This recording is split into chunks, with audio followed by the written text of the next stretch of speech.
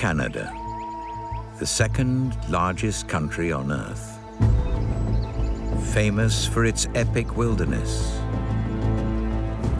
From the Rocky Mountains to the Great White North. Breathtaking, rugged, and immense. It's a rich and varied wonderland which supports some of North America's most iconic species.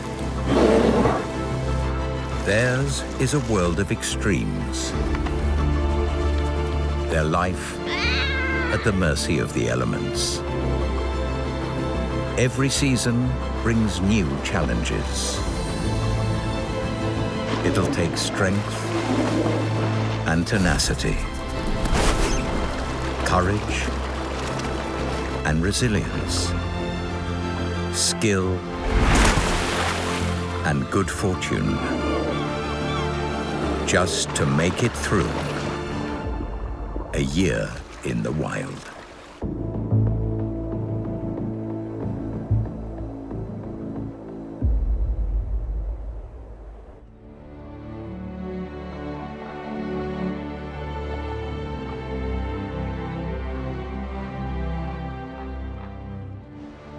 Canada is over 40 times the size of the UK.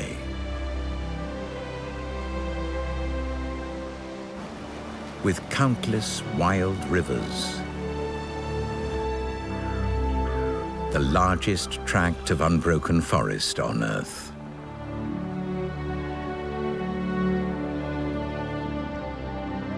Hundreds of peaks taller than Ben Nevis. And more lakes than the rest of the world combined.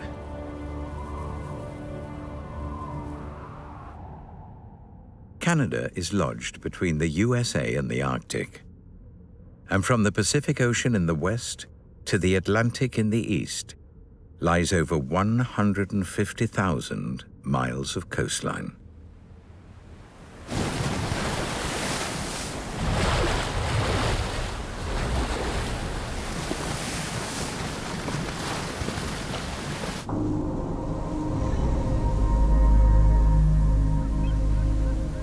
It's October on Newfoundland, Canada's most easterly island.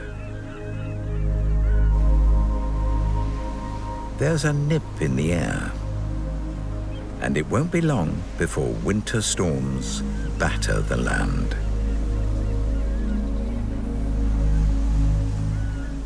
Animals here must fatten up before the season takes a turn for the worst.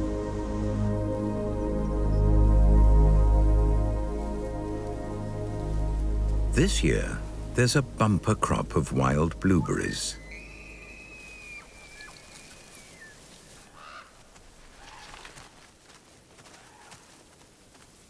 This red fox spent spring and summer preying on nesting birds. But with the nesting season over, the berry boom has come at just the right time. She must guzzle as many as she can.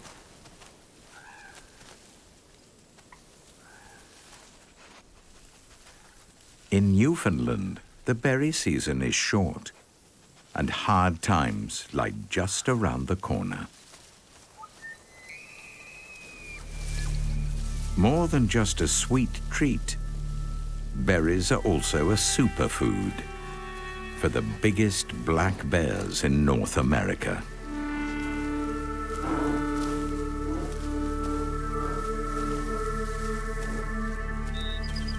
Standing 4 feet at the shoulder and weighing up to 600 pounds, this male must prepare for hibernation.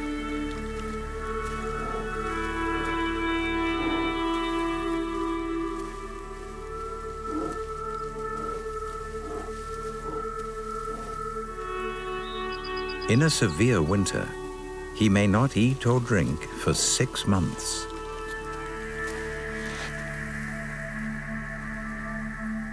So the sooner he builds up his fat reserves, the better.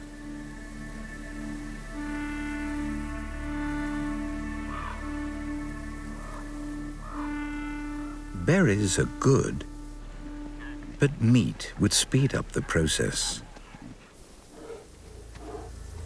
If he can catch it.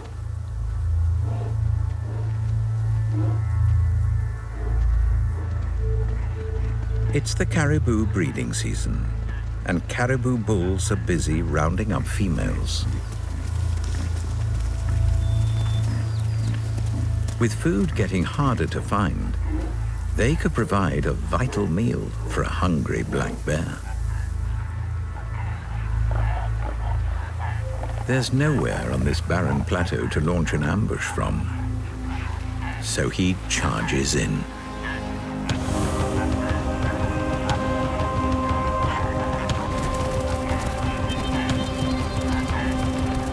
Black bears can hit speeds of 30 miles an hour.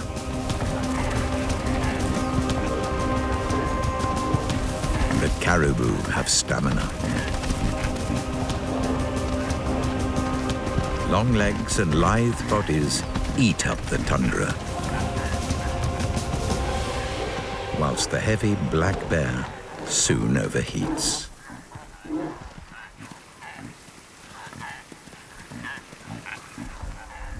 He's burnt up valuable calories and must now work hard to replace them. Foraging for berries will become harder as autumn rolls on.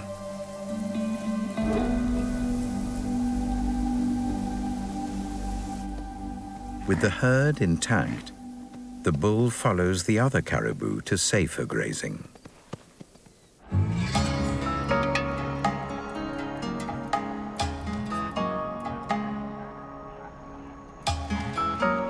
They can put the immediate danger behind them,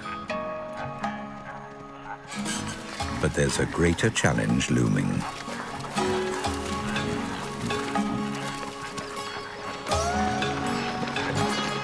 Their food could soon be buried under several feet of snow. To survive out here when winter comes, the caribou will have to dig deep.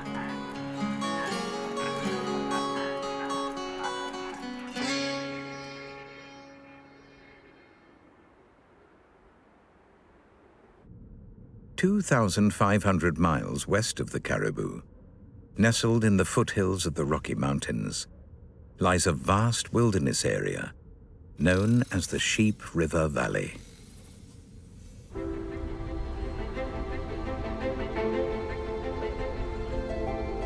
Warm winds, called Chinooks, keep the lower elevations snow-free.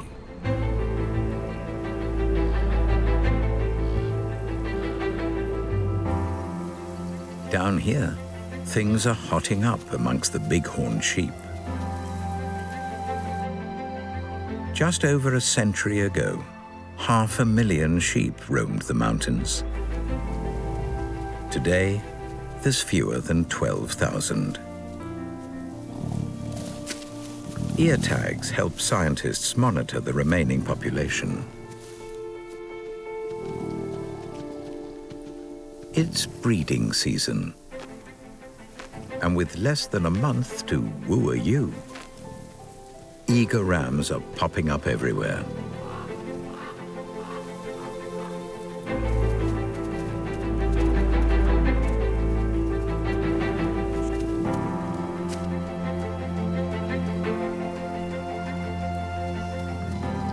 Each ewe is fertile for just 48 hours per year. So frustrated rams must trail after them, waiting for the perfect moment.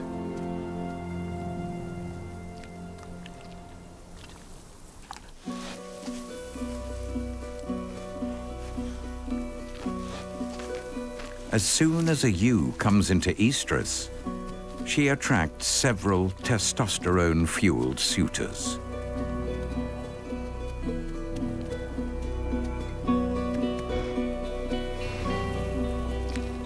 To determine who has the mating rights, The rams will have to slug it out.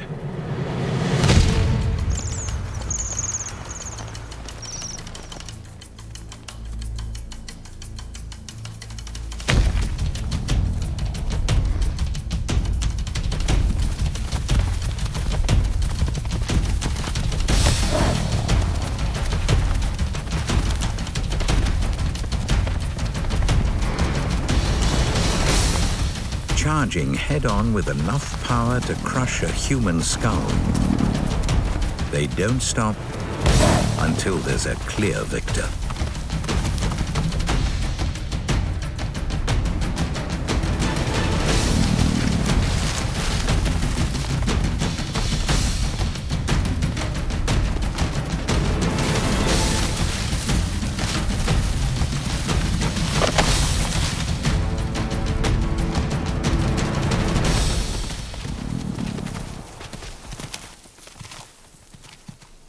Today, an old, experienced ram comes out on top and turns his attentions to a ewe. But he hasn't seen off all challengers yet. A young pretender is at large. He's big, muscular, and oozing confidence. That can only mean one thing. The fight is back on, and the old ram drives his adversary back. But the younger ram won't submit. Pound for pound, they're an equal match. But with youth comes speed and stamina.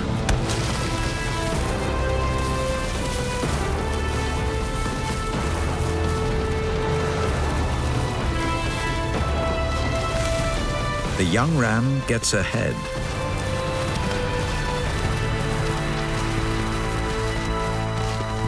And claims the ewe in the blink of an eye.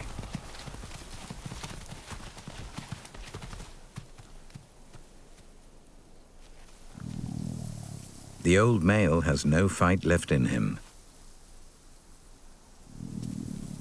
He must admit defeat and try again another day.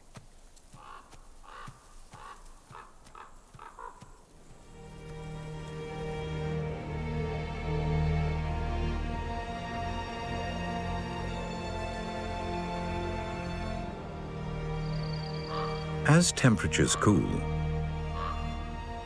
and daylight hours shorten, Canada's trees undergo a miraculous metamorphosis. The green pigment in their leaves breaks down, allowing new colors to shine through.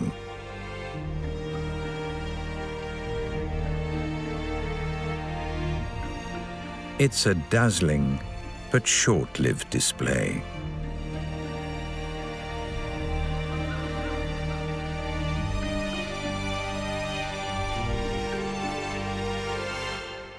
Before forests go into lockdown.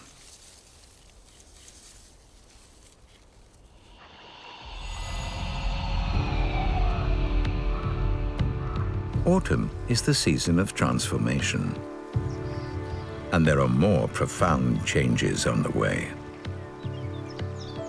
Nearly 10% of Canada is covered by fresh water. Lakes teeming with fish provide food for many predators. But when autumn tightens its grip, they'll start to freeze solid, locking animals out of their favorite hunting grounds.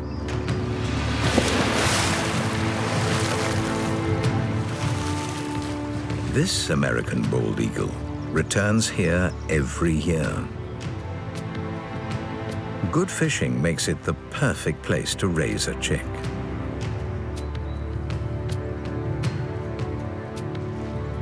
This year's fledgling is almost fully grown. But he still depends on his parents for food.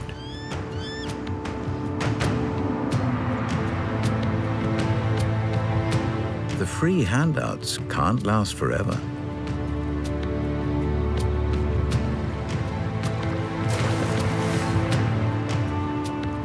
When this lake freezes up,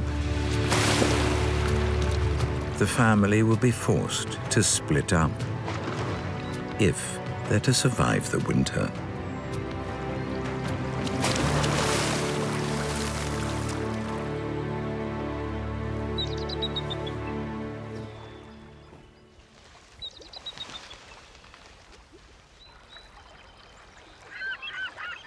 But whilst there's still open water, there are still opportunities.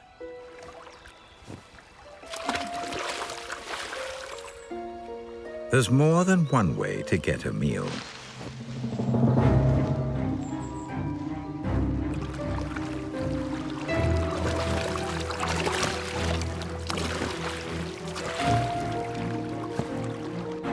The male bald eagle is an experienced pirate. Quick and agile enough to keep up with the gull.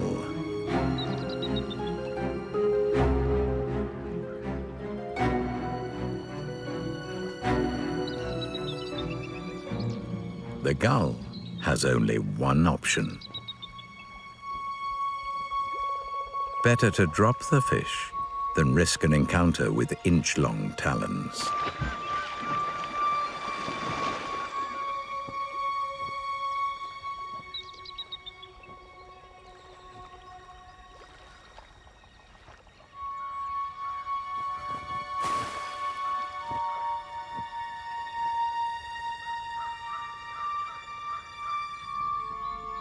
At 3 months old, this fledgling will soon need more fish than his parents can provide.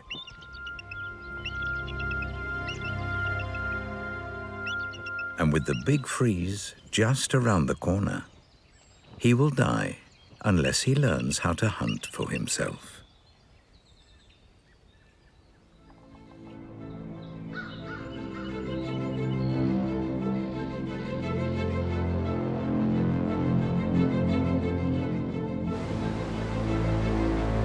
Glaciers stripped most of Canada clean during the last ice age.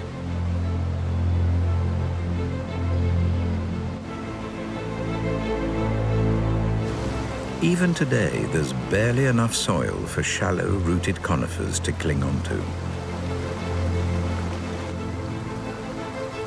Water tumbles off bare rock, feeding a multitude of rivers, which in turn feed lakes further downstream.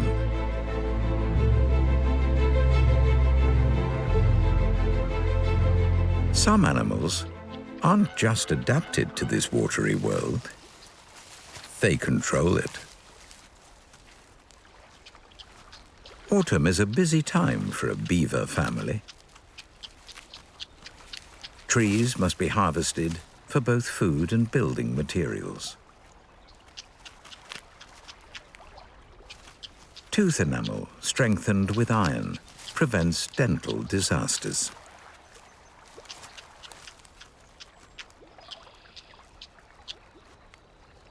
But the most important thing when felling trees is knowing which way to run.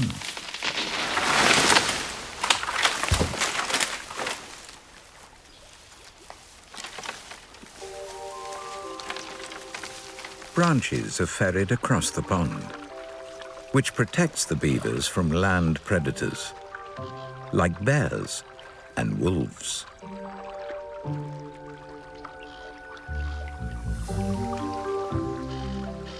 To ensure there's always plenty of water, they've built a dam.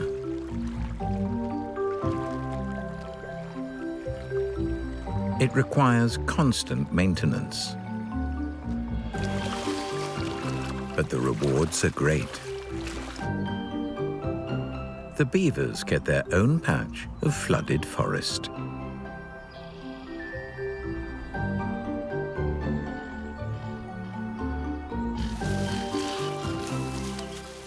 Youngsters help with the chores.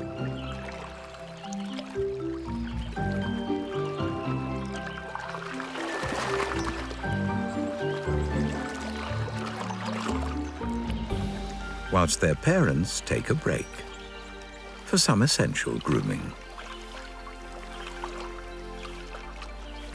Glands at the base of the tail secrete an oil, which he spreads through his fur to keep it waterproof.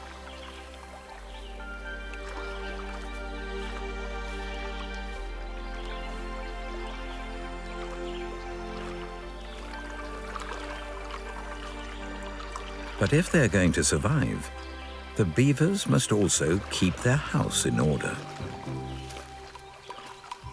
It will provide them with somewhere safe to eat and sleep when winter comes. To keep predators out, the only entrance is underwater.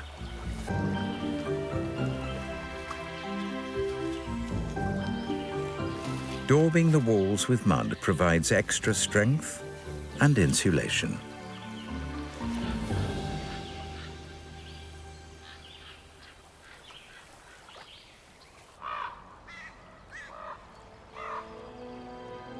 Soon, the snow flurries will settle and the pond will freeze over.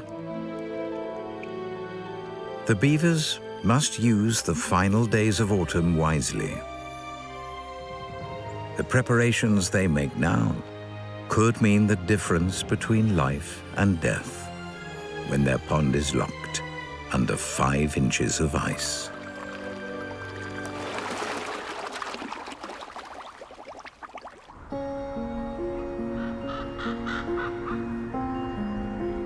The Rockies are North America's longest mountain range, stretching from deep within the US far into southwest Canada.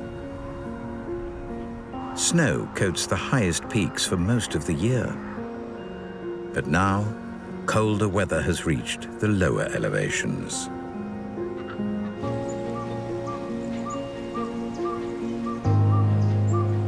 In the Sheep River Valley, autumn's finally turned a corner.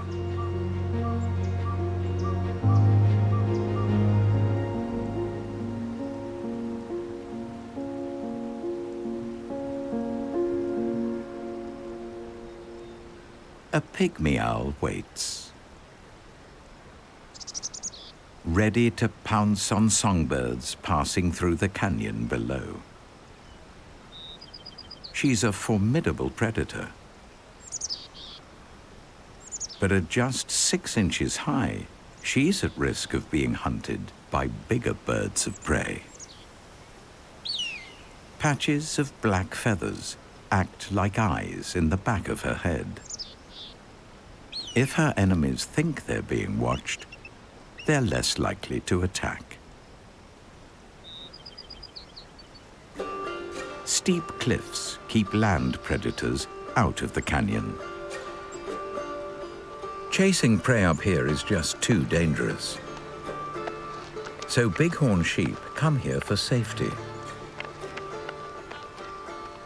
They were raised on these cliffs and are excellent climbers. So when they're tired of being pestered by randy rams, ewes head for the canyon.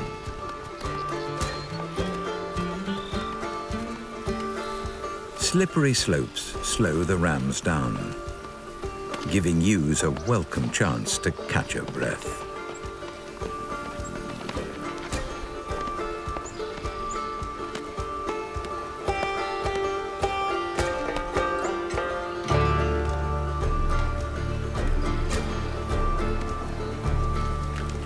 This older ram has already lost one battle and is more determined than ever to find a mate.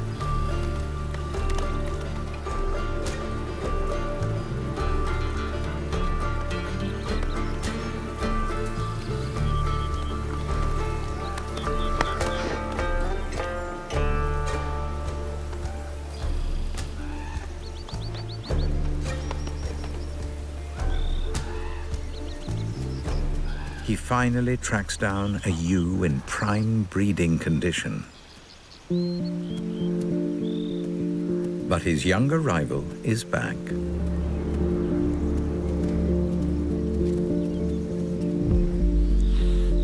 The The old pale ram has already lost one ewe to him and doesn't want to lose another.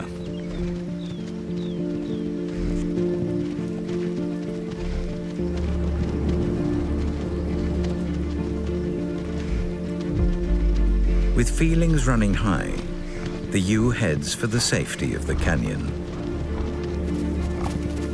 Most rams quickly drop back, but the alpha pair press on over the cliff.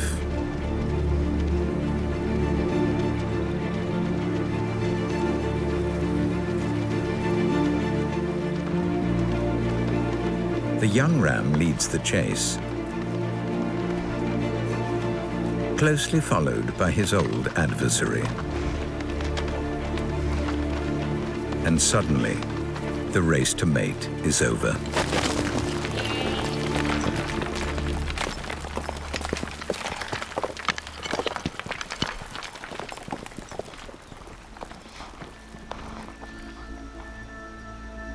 Under intense pressure, rams can lose their footing.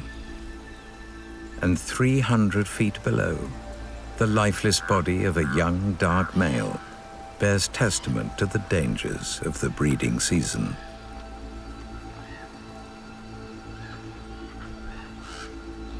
The old ram's alive, but has lost his ewe.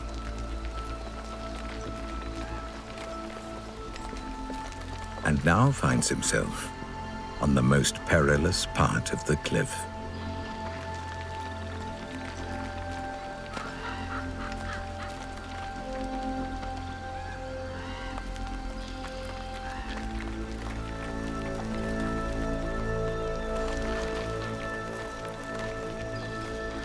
But he has age and experience to fall back on. He spreads his cloven hooves and successfully finds purchase on the shale.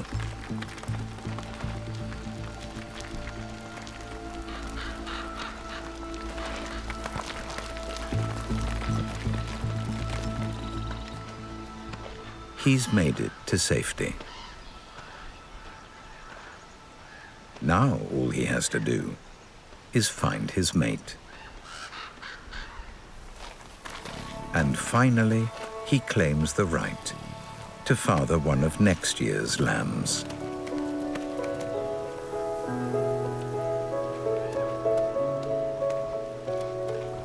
In the Sheep River Valley, the breeding season is nearly over. The rams have done their job.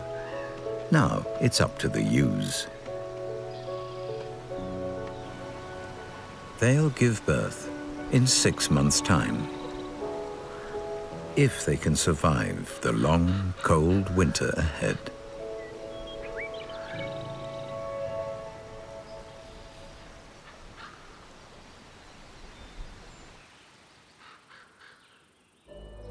Trees across Canada are ready for winter.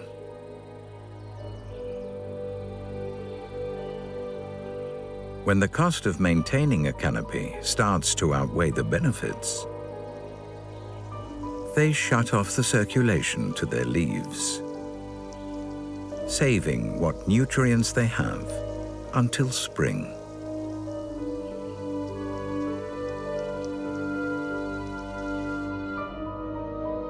In the forests of Ontario, just south of Algonquin Provincial Park, the autumn spectacle is already over.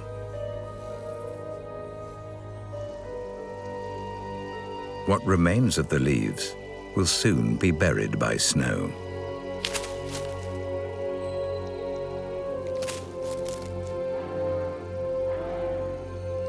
Autumn is a critical time for moose.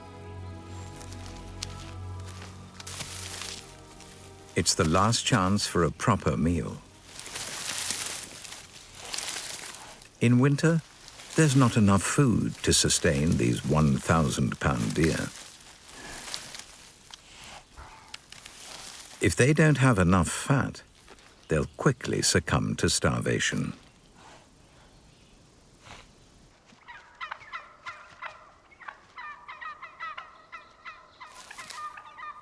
Wild turkeys have finished foraging for the day. They get jittery an hour before sunset and make a beeline for the tallest tree around.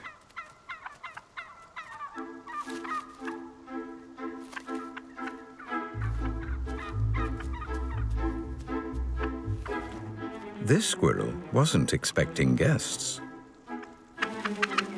But turkeys must get off the ground, or they could become dinner for coyotes.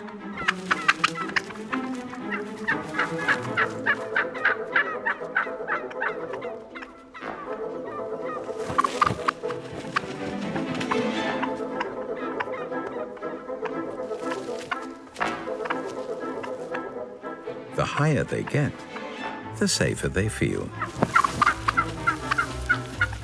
But launching a 10-pound body in the air isn't easy. Bigger birds need a bit of a run-up.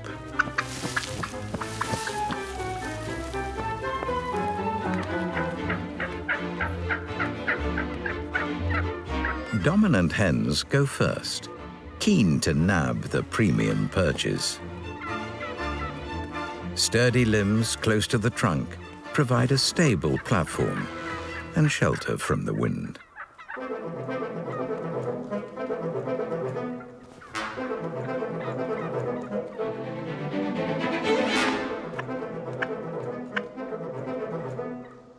The rest have to settle for the outer branches.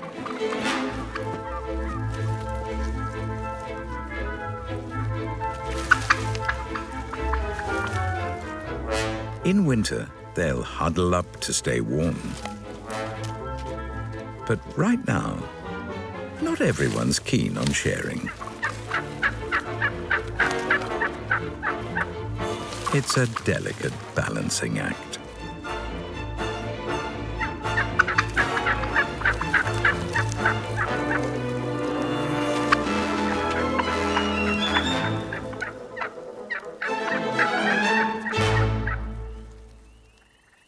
Once personal space issues are satisfied, the turkeys settle down for a rest.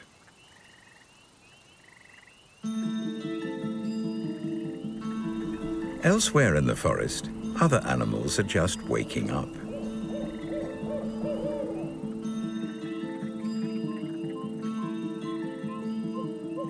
A flying squirrel uses the cover of darkness to avoid birds of prey. She spent the summer hiding nuts and seeds for lean times like these.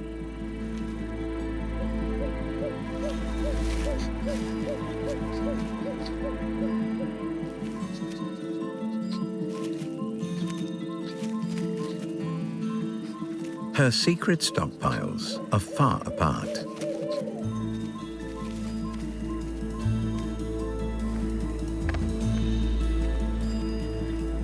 Traveling between them wastes precious energy. But she has that problem licked.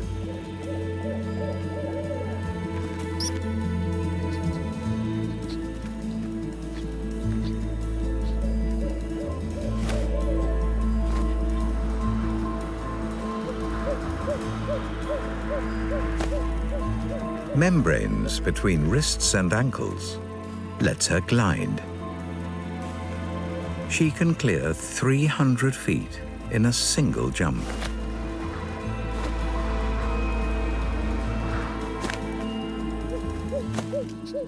Making long journeys much more energy efficient.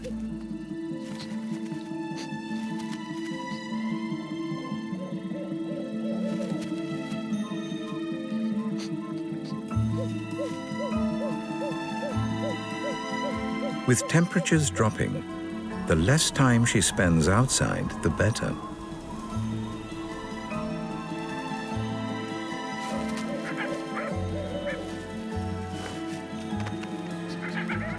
So once fully fed, she heads back to her nest, where she can use every calorie she has saved by gliding to keep herself warm.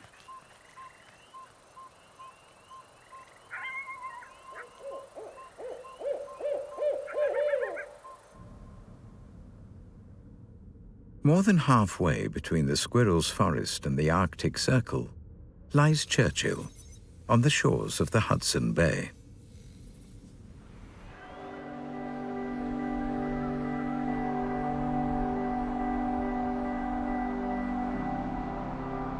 Polar air is drawn through here by a weather system known as the North American High. It creates a subarctic climate, where snow stays on the ground for over 8 months a year. By mid-November, the mercury has already dropped through the floor. But it won't bottom out until it reaches minus 50 degrees Celsius in just 2 months' time. Only the toughest animals can survive here.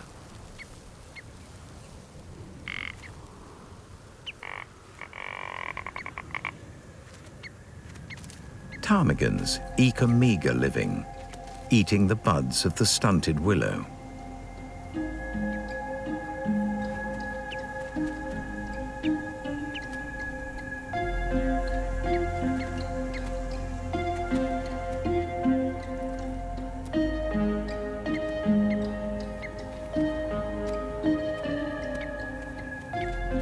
But they're also food for other animals.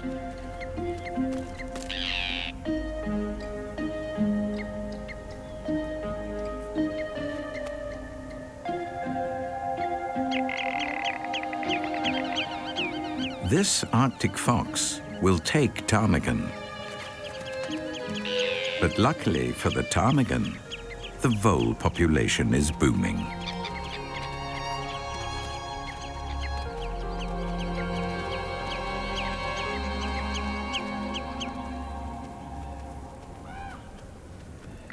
Thick fur and a small body help her to stay warm, which allows her to save energy for hunting.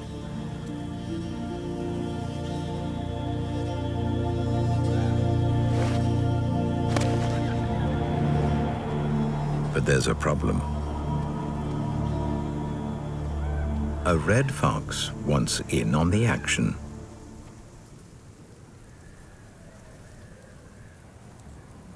Taller and heavier than the Arctic fox, it's more likely to kill her than share this territory.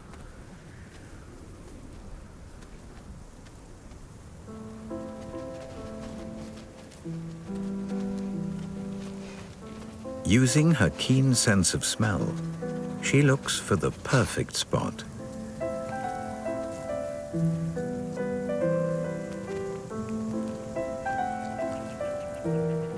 And listens for the faintest patter of feet under the snow.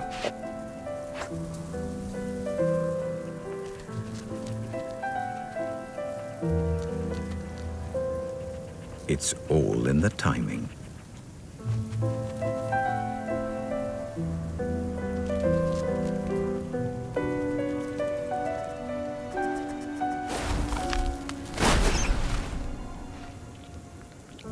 A single vole is a good mouthful.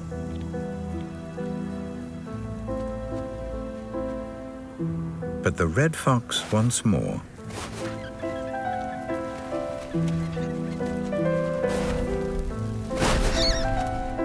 And soon has another. It's bad news for the Arctic fox. Her rival won't leave here with so much food about.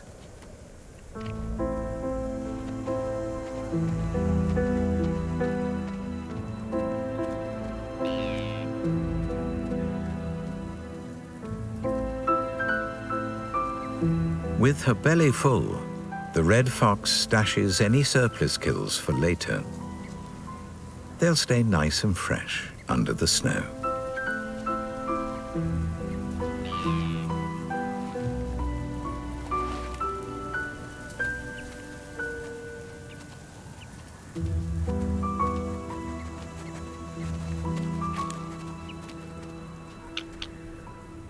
The Arctic fox has lost her hunting ground, and if she hangs around, she may lose her life. Her only option is to move on.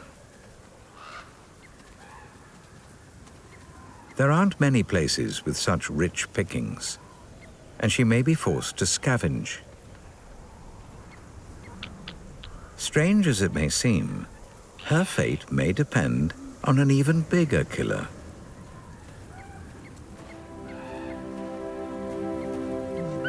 If she follows the polar bears, she can eat their leftovers once they've eaten.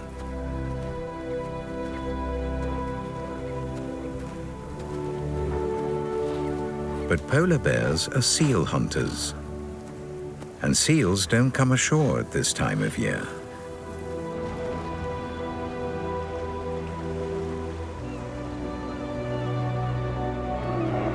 At the end of every autumn, hundreds of bears gather around the shores of the Hudson Bay and wait.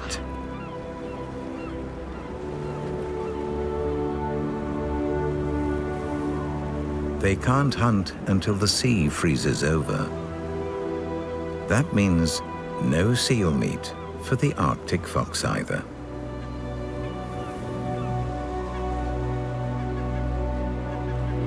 The bears are thin, restless, and hungry. A mouthful of snow is little comfort to a polar bear mum with an adolescent cub.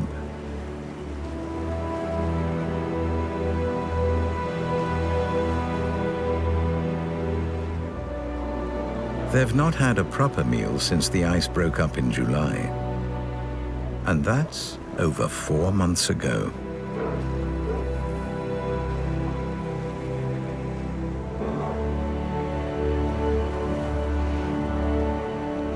They sniff the air, waiting for winter to come.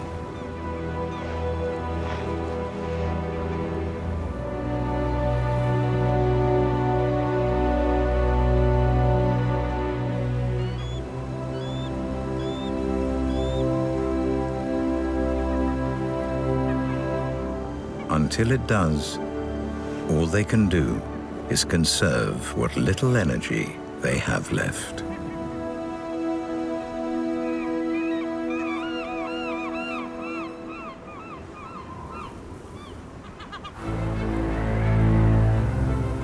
Autumn brought beauty and bounty to Canada. But shorter days and falling temperatures meant time was running out. Animals had to feed and fight before winter took hold. Only the polar bears would welcome the return of snow and ice.